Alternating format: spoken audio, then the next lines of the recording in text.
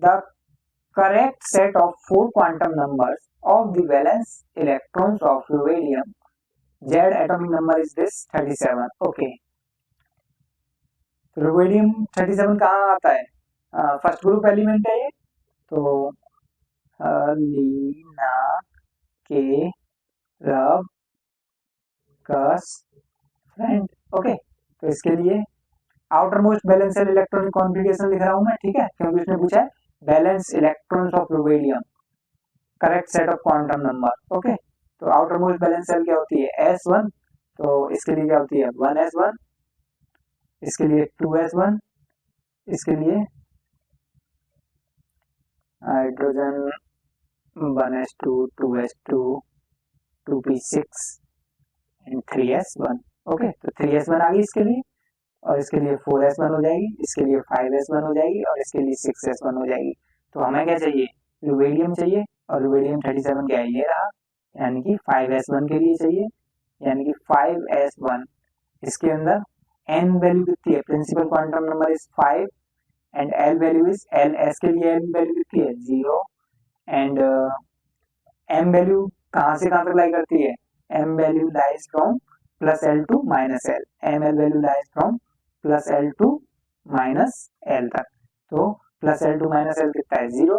So ml value is 0. Okay, and spin value can be plus half और minus half. Spin value of spin is either plus half or either minus half. Okay, so the right answer is n value is 5. तो 5 तो सभी में है, इससे काम नहीं चलने वाला. l value is 0, so l value is 0 and 0. m value is 0, so m value is 0 and plus half. So right answer is A. Okay, next question. Okay, energy of an electron in is given by E is equal to minus 2.178 into 10 to the power minus 18 joule Z square upon n square. Okay, the wavelength of light required to excite an electron in an hydrogen atom from level n बराबर 1 से n2. excite कहाँ से कराना? This is our nucleus and this is the n orbital. n is equal to 1 से हमें कहाँ जाना है? n is equal to 2 में excite कराना है इलेक्ट्रॉन को. n is equal to 1 से n is equal to 2 में excite कराना है. तो एनर्जी का फॉर्मूला अपने को गिवन है, तो हमें क्या फाइंड करना है? Wavelength of the light excite an electron in an hydrogen atom from n to the. Wavelength बतानी है, तो एनर्जी क्या होती है? Energy is equal to Hc by lambda. तो हम एनर्जी डिफरेंस फाइंड करेंगे. सबसे पहले एनर्जी डिफरेंस क्या आ जाएगा? E2 minus E1 excited energy of excited state minus the energy of ground state. ठीक है, तो क्या आ जाएगा यहाँ से?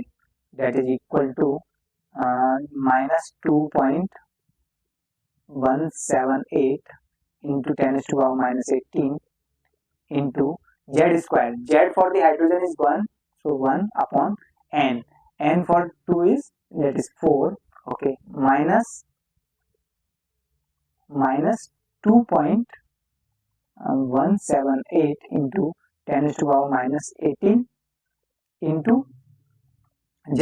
Z is 1, n square is for first state is 1 का. ओके, यहाँ कितना था? स्क्वायर कर दिया मैंने यहीं पे डायरेक्टली 2 का. ठीक है, तो ये कितना जाएगा? डेट इज इक्वल टू, अब मैंने क्या किया? ये प्लस हो जाएगा, यानी कि 2.178 कॉमन ले लिया into 10 to the power minus 18 को मैंने कॉमन ले लिया, तो क्या बचा?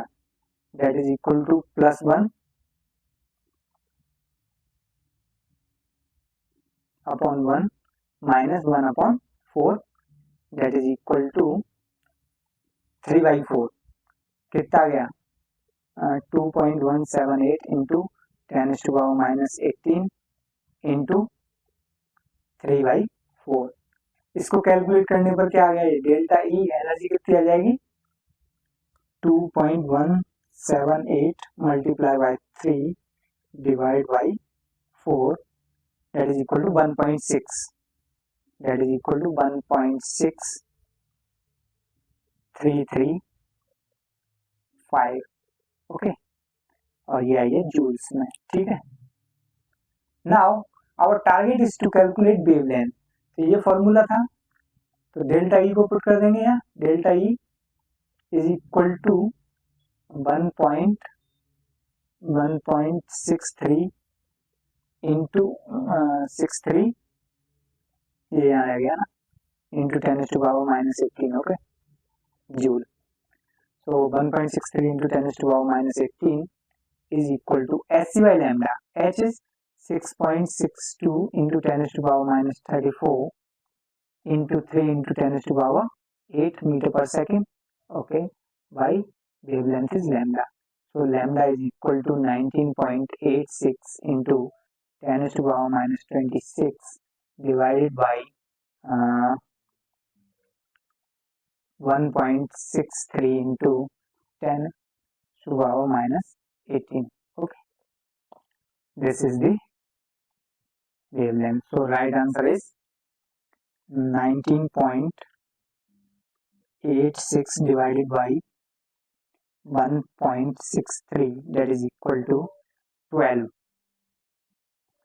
That is equal to 12.18 into 10⁻26 minus 18, that is 8.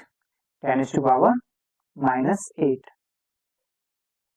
और हम इसको क्या लिख सकते हैं, that is equal to 1.218 into 10⁻⁻7. सभी में 10⁻⁻7 है, और अपना राइट आंसर क्या है, ए. तो right answer is A.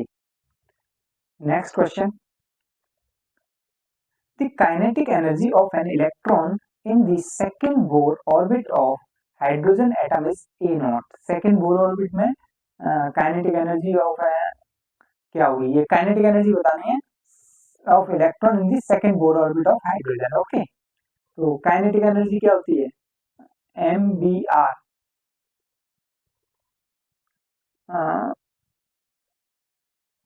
Kinetic energy is half,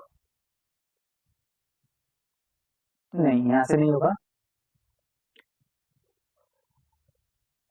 kinetic energy of an electron in the Bohr orbit of hydrogen. Okay, so m है, a0 भी है, और a0 कहाँ से आती है, okay, n lambda is equal to 2 pi r. Okay, और r क्या था, r is equal to a0 into n square upon z. So n into lambda is equal to 2 pi a0 into n square upon z. Z for the hydrogen atom is 1, so that's why I neglect z. Okay, 1 रखेंगे तो कोई फर्क नहीं पड़ेगा. तो यहाँ n से n cut गया, तो lambda is equal to 2 pi a0 into n, ये आ गया. ठीक है, ठीक है ना. ओके, तो काइनेटिक एनर्जी क्या होती है, पी स्क्वायर अपॉन 2m होती है काइनेटिक एनर्जी. तो यहाँ पुट करेंगे पी स्क्वायर, और डी ब्रोगली वेवलेंथ क्या थी, lambda is equal to H upon P. तो पी को हम क्या रख सकते हैं, एच अपॉन लैम्डा. तो इस वैल्यू को पुट करेंगे, that is equal to H square upon lambda square into 2m. okay, that is equal to kinetic energy, and kinetic energy क्या आ जाएगी, h square upon lambda square, that is 2 to the 4 pi square, 4 pi square a0 square a0 square a0 square into n square into 2m. This is the kinetic energy. इसको और क्या लिखेंगे अपन, h square upon, okay, put the value of n. n की value put करेंगे यहाँ पे, कितनी आ जाएगी, n की वैल्यू है 2, तो 2 टू जा 4, मीन्स यहाँ कितना जाएगा 4, तो 4 टू जा 8, और 8 4 जा 32, यानी कि 32 pi square a naught square, okay, then 2m and then m. So the right answer is 32 pi square a naught square m. So the right answer is C. Okay. Next question. The number of radial nodes in 3s and 3p respectively are. Radial node का formula क्या होता है? Radial nodes is equal to n minus l minus 1. So n value for 3s के लिए this is for 3s, n is 3 minus l is 0 minus 1, that is equal to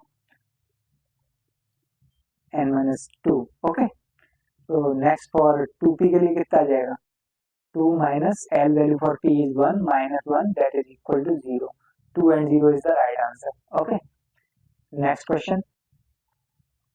Which hydrogen-like species will have same radius as that of 4 orbit of hydrogen atom? Okay, same radius किसका होगा? तो hydrogen atom का radius कितना आता है? 0.529 इतना आता है एंगस्ट्रॉम. ठीक है. तो फॉर सेम रेडियस किसके लिए इनमें से बताना है. तो Rn is equal to 0.529 into N square upon Z angstrom. ठीक है. सबसे पहले इसके लिए पुट करके देखते हैं. तो that is equal to 0.529 into N square. N is 2 to the 4 upon Z hydrogen helium lithium that is 3. तो इसके लिए तो नहीं आएगा, तो ये अपना आंसर नहीं है. This is for lithium 2 plus, ये तो नहीं है, तो ये वाला नहीं हुआ. नेक्स्ट इसके लिए पुट करके देखेंगे. इसके लिए पुट किया बेरिलियम के लिए तो कितना आ जाएगा? 0.529 इंटू एन 2 टू द 4 और hydrogen helium lithium beryllium boron, तो जेड कितना इसके लिए 4. तो इसके लिए आ रहा है 0.529 angstrom. That is equal to this value of hydrogen. Okay. So this is for beryllium 3 plus. Right answer is B. ठीक है. Next question. If the nitrogen atom had electronic configuration 1s7, होती है क्या 1s7? नहीं होती है ना, क्योंकि कौन से रूल को वायलेट कर रहा है? पाउलीज एक्सक्लूजन प्रिंसिपल को वायलेट कर रहा है, क्योंकि एक ऑर्बिटल के अंदर कितने इलेक्ट्रॉन आते हैं? सिर्फ 2. ठीक है. तो ये वायलेट कर रहा है. मान लेते हैं इसने बोला है तो इफ द नाइट्रोजन हेड आ, क्योंकि इफ दिया है कंडीशन है, if the nitrogen atom head electronic configuration 1s7 it would have energy lower than that of a normal ground state configuration. Energy lower than that of a normal ground state configuration 1s2 2s2 3 2p3 because the electron would be closer to the nucleus, yet 1s7 is not observed because it violates. कौन से लोगों को violet कर रहा है? अभी तो बताया था पाउलीज एक्सक्लूजन प्रिंसिपल को. So the right answer is C. Next question.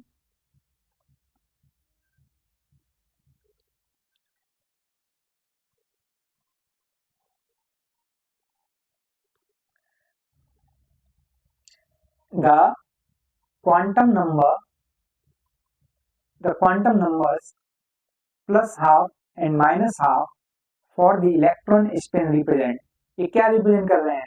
Rotation of the electron in clockwise anti clockwise direction, rotation of electron in clockwise anti clockwise, magnetic moment, 2 quantum mechanical spin state which are no classical analog. Yes, this is the right answer. ये क्या है? 2 quantum mechanical spin state है, इनका कोई classical analogue नहीं है, ये सिर्फ रिप्रेजेंट कर रही है स्पिन को. 1 प्लस हाफ मतलब एक स्पिन ऐसे है तो एक स्पिन ऐसे है. ठीक है. ये इस चीज को रिप्रेजेंट कर रही है बस, और इनका कोई सेंस नहीं है. नेक्स्ट.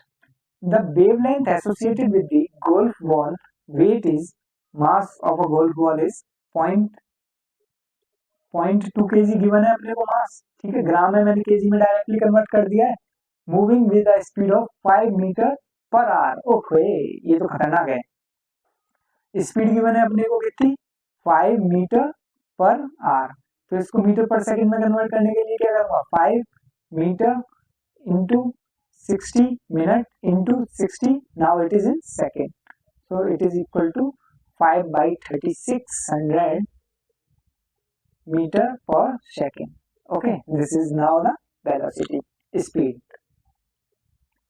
वेवलेंथ बतानी है तो lambda is equal to h upon mv आ जाएगा। अब तो कैलकुलेट करने की जरूरत है क्या, 6.62 into 10⁻⁻34 divided by mass of